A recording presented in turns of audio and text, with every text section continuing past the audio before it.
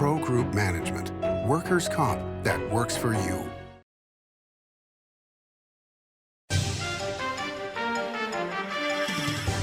Welcome to Nevada Newsmakers. I'm Paul Enos, filling in for Sam Shad.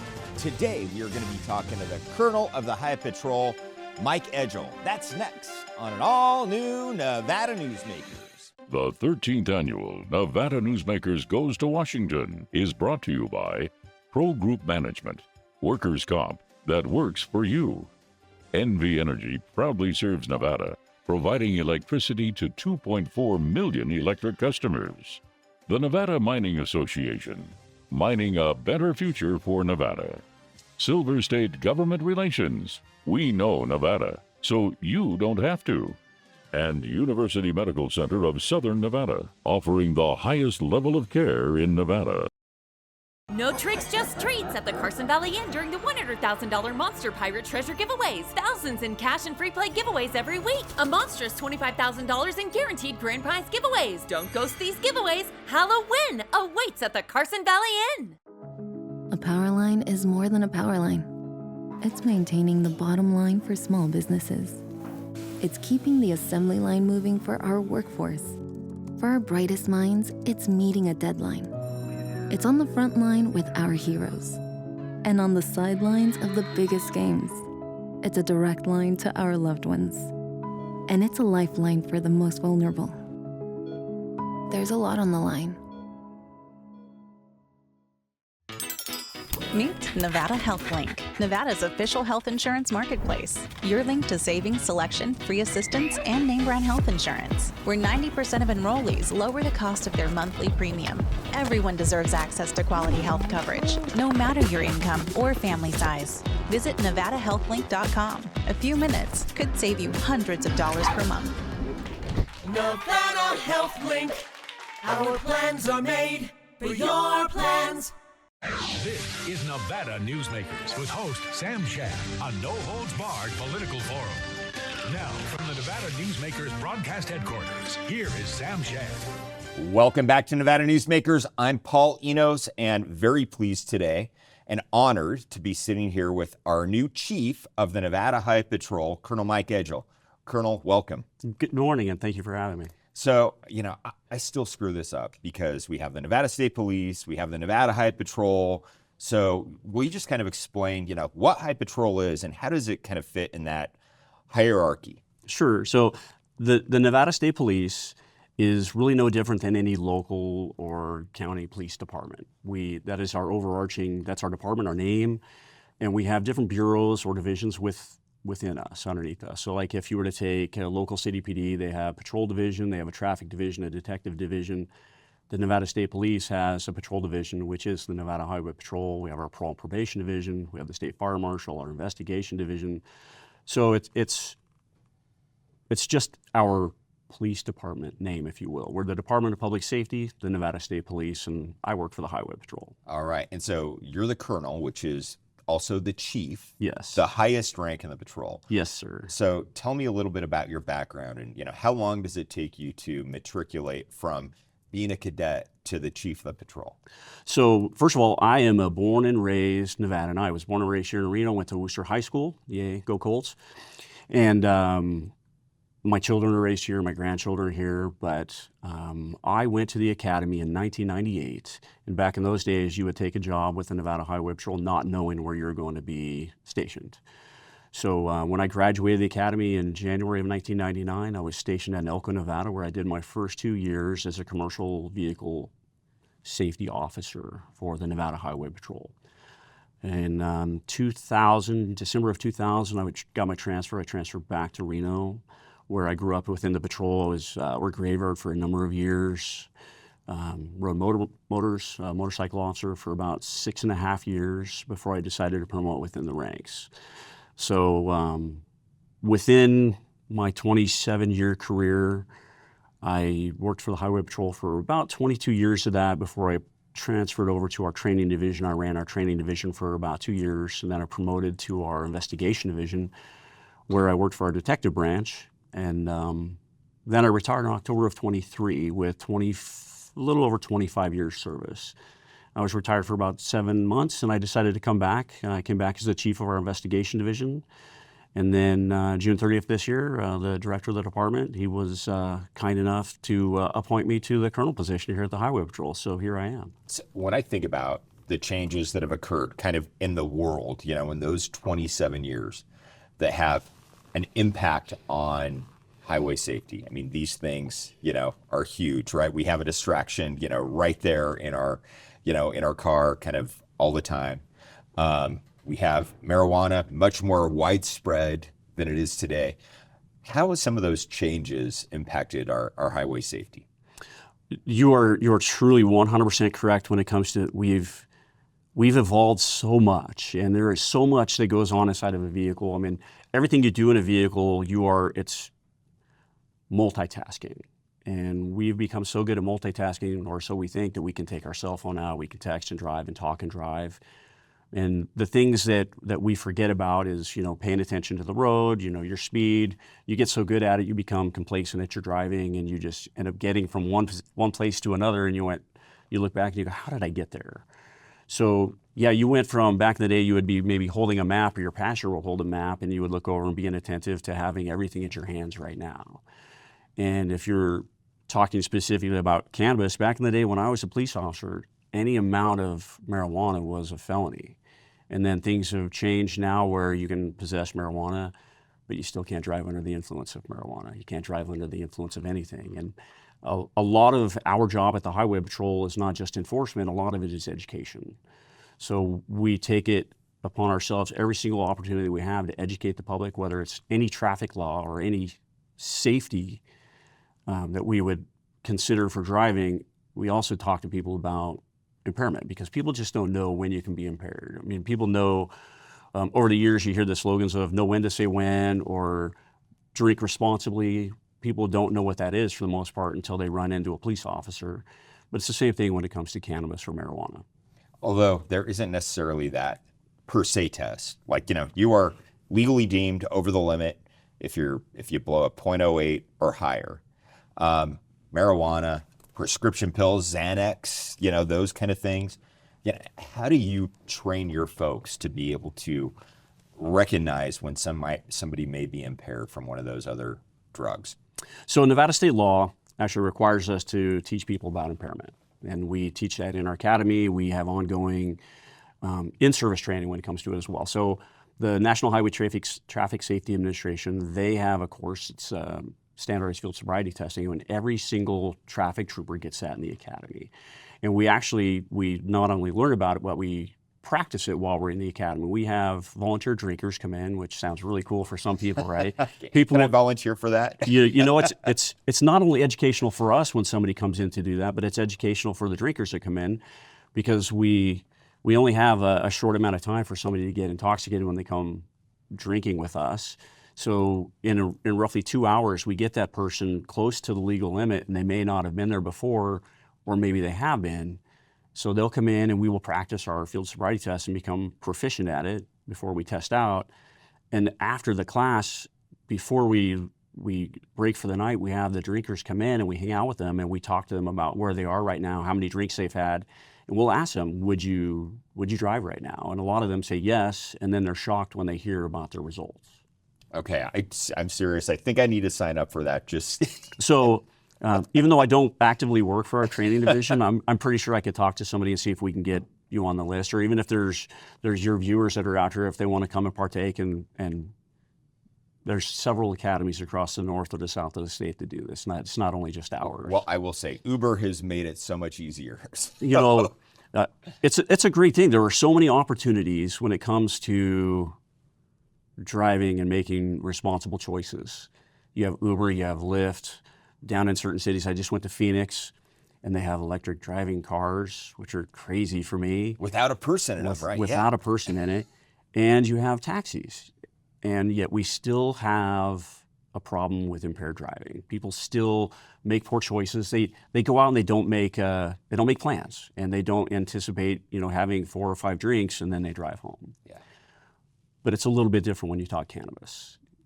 Cannabis, we no longer have an illegal per se limit for any amount of cannabis in your system unless you're involved in a crash or you hurt somebody pretty badly, or if you kill somebody. It's up to the officer to administer field sobriety tests, an additional test that we actually teach people in our academies. So NHTSA, the National Highway Traffic Safety Administration, they came up with a course. It's called ARIDE. It's Advanced Roadside Impaired Driving Enforcement. And we teach that to every single one of our troopers in the academy. And it teaches them all about the indicators of impairment. It talks about perception, reaction, but it also talks about how those drugs that people are taking in their system, how it's going to affect their body. Because when we take things into our system, so we'll say alcohol makes us feel good. It makes us a little more lively. It decreases our inhibitions. Maybe go faster. Maybe, but also maybe go slower. But the way alcohol reacts to your body, it's a central nervous system depressant. We don't take it to make us depressed. We take it because it makes us feel good. It's very similar to if somebody were to be taking a medicine for anxiety or depression. Those medications don't make them depressed or more anxious, but it does that to your system. It depresses your system. So nearly every drug or substance that you're going to take has a reaction in your body, and we teach our troopers and our officers to look for those when we're roadside. All right, we are having a conversation on highway safety with the Chief of the Highway Patrol, Colonel Mike Edgell, and we'll be right back on Nevada Newsmakers. Welcome to Story County, where history meets innovation, and a pioneering spirit continues to shape our future. At the heart of the Tahoe Reno Industrial Center, we power the future with global leaders in technology and manufacturing, driving progress that reaches far beyond our county lines. From advanced manufacturing to tech innovation, our industries are creating thousands of quality careers, fueling a vibrant economy that benefits every Nevadan. But it's more than just growth. Our community is our foundation, supporting families, empowering local initiatives, and creating a place where everyone belongs. Be part of a legacy built on bold ideas and boundless possibilities. Join us in building a brighter future right here in Story County. Story County, helping build Nevada's future.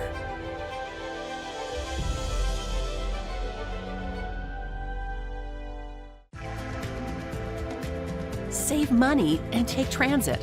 Did you know you can ride the bus all day for less than what it would cost you for a gallon of gas? Plan your trip now by going to rtcwashoe.com. The trucking industry is the most resilient link in the supply chain, moving 95% of our freight in the Silver State. And while essential, the road isn't always smooth. Supply chain disruptions, rising fuel costs, and unrealistic rules and laws that hamper our ability to serve our customers and country.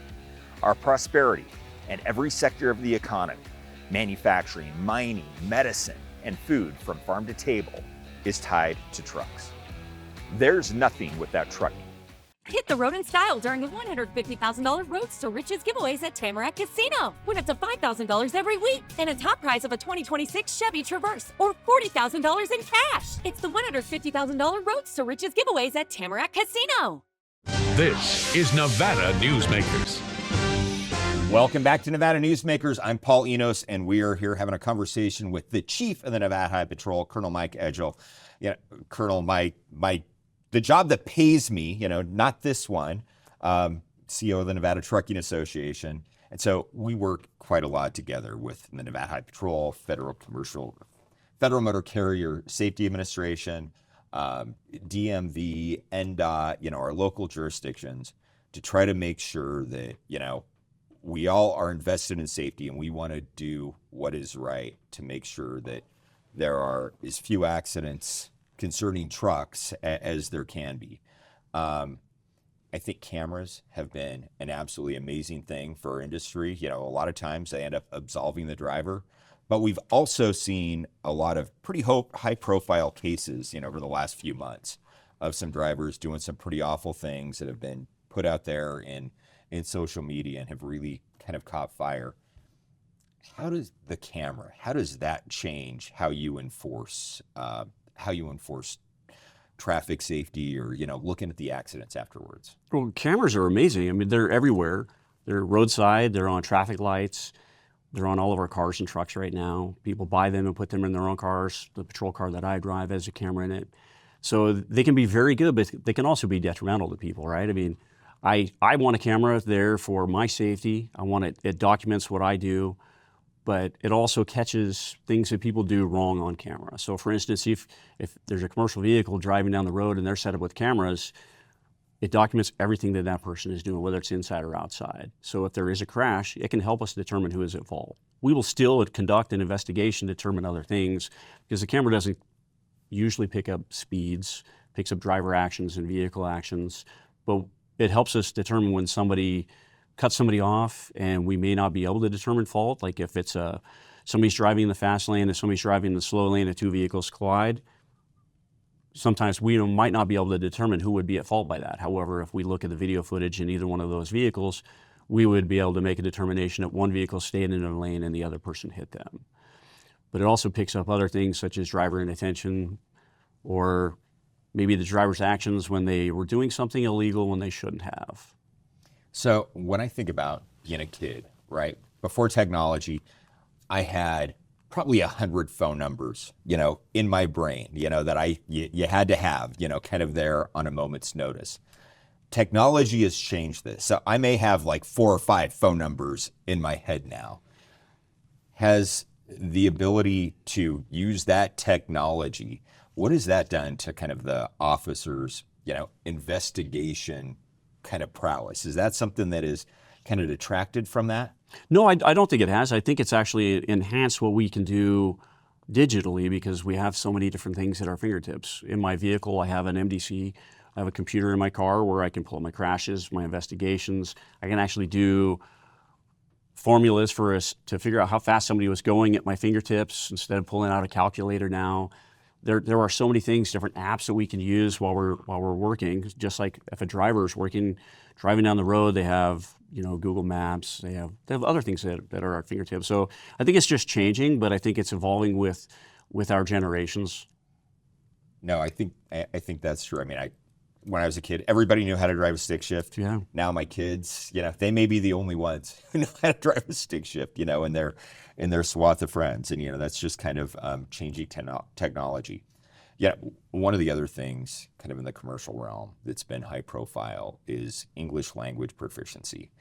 And we have seen some pretty ugly accidents that have occurred because the driver of a commercial vehicle didn't speak English. There was an accident with a boat on Spooner Summit back in November of 21 where the driver, not proficient in English, went past 2 runaway truck ramps, and unfortunately 2 people down at the intersection were killed.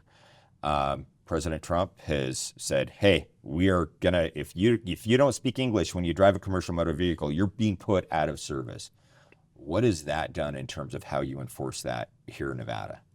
So the Highway Patrol we have 2 different sides within the Highway Patrol. We have our traffic side and we have our commercial motor vehicle enforcement side. So we have 2 different things. They both can do the same jobs. However, our commercial enforcement section, they focus specifically on trucks, and they are well versed in the Federal Motor Carrier Safety Regulations and the Commercial Vehicle Safety Alliance policies. And we will follow those. So the people that are assigned to that unit, they go through heavy certifications, long classes to educate and enforce driver rules, vehicle rules, hazmat rules, cargo tank, and things that are inside those vehicles. But we also follow the regulations that were set forth by the federal government. So English language proficiency is very important because you have to be able to at least have some sort of common knowledge when you're driving down the highway of hazards ahead or what you can or can't do, such as the one you brought up over in Florida where the person made an illegal U-turn through a median where it was clearly posted you can't do that. They weren't knowledgeable, they weren't proficient in English at the time. That's very important to us. So we will follow the criteria set forth by the FMCSA, yeah, and CVSA as well. Now, CVSA, explain CVSA to folks. So the Commercial Vehicle Safety Alliance, it's an alliance set up with not only law enforcement, but with industry people. So people like yourself, you come in and you meet with law enforcement officials, and we all sit together and we talk about policies and we talk about how they can be improved, which I just recently attended the Commercial Vehicle Safety Alliance convention, the conference in Denver. It was amazing. It was great to see everybody come together with a common goal of safety. Well, with those commercial vehicles, I mean, when I look at the number of truck accidents that happen with Nevada carriers compared to carriers from out of state, Nevada is a minority of those accidents. So, it is interstate, and it's something that, we all kind of have to, work at together, from multiple jurisdictions and the federal government as well. Yeah, you're definitely correct. I mean, there are two different types of carriers across the nation. You have intrastate, which are truck drivers and companies that work inside the state and don't cross state lines, versus the over-the-road truckers that we're normal that we're used to seeing. So people that go from California through Nevada across the country. All right, we are here with the Chief of the Nevada Highway Patrol, Colonel Mike Edgell, and we'll be back on Nevada Newsmakers. Welcome to the Ahern Boutique Hotel, where luxury and warmth come together in the heart of Las Vegas. We take pride in offering a one-of-a-kind experience for both locals and tourists. Join us for handcrafted cocktails and an unforgettable experience. Joel's Chop House, the perfect place to savor views of the Las Vegas Strip. Satisfy your cravings at the Ahern Chocolate Shop. No smoking, no resort fees, and the parking is always free. The Ahern Luxury Boutique Hotel is your home away from home.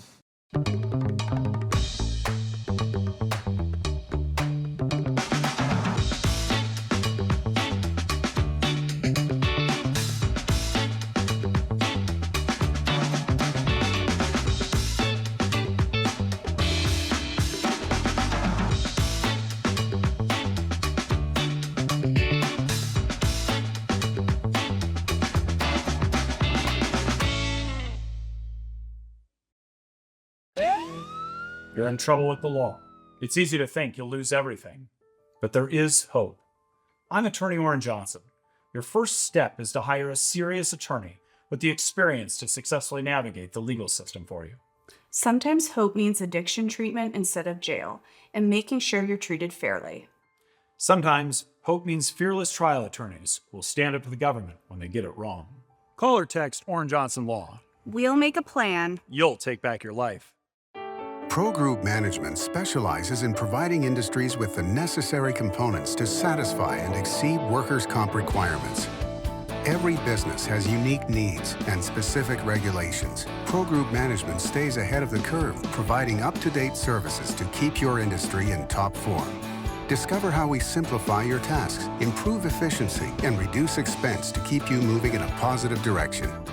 Pro Group Management, workers' comp that works for you. This is Nevada Newsmakers. Welcome back to Nevada Newsmakers. We are here with Colonel Mike Edgell, Chief of the Nevada Highway Patrol. So we've heard, really for the last 5 years or so, and I think a lot of it kind of came after George Floyd, that people didn't want to become law enforcement officers anymore, that really kind of put a damper on people who were interested in getting into the law enforcement profession. So it did change law enforcement over the years. I mean, numbers have gone down. However, they're steadily increasing, and the Nevada Highway Patrol is no different than any other police agency. We are actively recruiting to bring people in to teach them how to be troopers and put them to work and help serve the community. So when it used to be, what you said earlier, when you came into the academy, you had no idea where you were going, necessarily what you were doing. So let's say, hey, I want to be a commercial officer, and I want to live in, one of my favorite towns in the Silver State, Elko, my hometown. Can I do that? I mean, do you have that kind of choice and that freedom, as a trooper in the High Patrol? It's a great question. So yes. So if somebody wants to come work for the Nevada Highway Patrol and you want to work anywhere in the state, we're actively hiring. You can contact any of our sworn recruiters at nevadastatepolice.com. But one of the things that people don't think about is if you have experience as a mechanic, or if you have experience as a commercial truck driver or a tow truck driver, and you've thought to yourself, I would love to become a police officer, but I still like doing what I'm doing. If you have some sort of experience in anything like that, and you apply with the Nevada Highway Patrol, we can put you directly into our commercial officers. We can put you directly into the commercial section. You'll go straight to the same academy and be a police officer like all of us, like all of our traffic troopers. You'll get out of the academy, you'll still go through field training, you're still gonna have to handle crashes, you're still gonna have to handle DUI arrests, et cetera.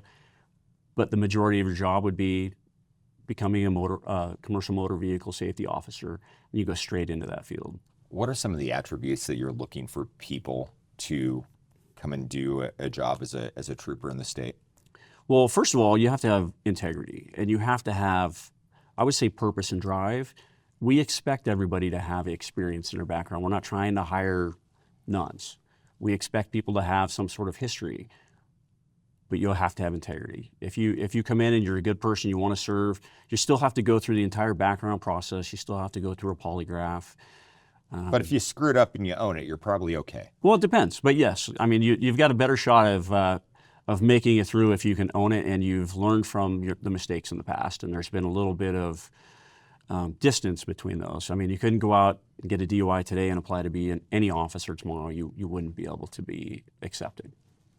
All right. Hey, Colonel, thank you so much. I appreciate you coming in. I could do probably 2 more hours. I'm not sure that you'd want to do that with me, but I really appreciate you coming in today. And we're going to be right back on Nevada Newsmakers. The Nevada Builders Alliance has been protecting the interests of the construction industry for over 50 years. Our programs save members thousands of dollars every year and allow them to provide much-needed benefits to their employees. Our industry also allows Nevada to grow. If you're thinking about a career in the construction industry, reach out. And if you haven't thought of a career in construction, what are you waiting for? We are the Nevada Builders Alliance. As you know, Reno is booming. Toll's development company is helping it grow with insightful design and development, building community with every project, adding beauty, adding excitement, emphasizing our shared humanity. Reno is becoming bigger. Toll's development is helping it become better, more livable, more enjoyable. To learn more, go to tollsdevelopment.com. tollsdevelopment.com. Like a traditional handmade basket, retail is woven into the fabric of life in Nevada. From big box to mom and pop, retail supports our communities in countless ways. Jobs for the disabled, team uniforms for kids, help for the elderly, and so much more. Retail employs over 1 in 10 workers. Retail supports Nevada, and we support retail. RANNV.org. The 13th annual Nevada Newsmakers Goes to Washington is brought to you by Pro Group Management, workers' comp that works for you. NV Energy proudly serves Nevada, providing electricity to 2.4 million electric customers. The Nevada Mining Association, mining a better future for Nevada. Silver State Government Relations, we know Nevada, so you don't have to. And University Medical Center of Southern Nevada, offering the highest level of care in Nevada. If you missed any of today's show or would like to watch our shows from the past, go to NevadaNewsmakers.com. Thanks for watching and listening.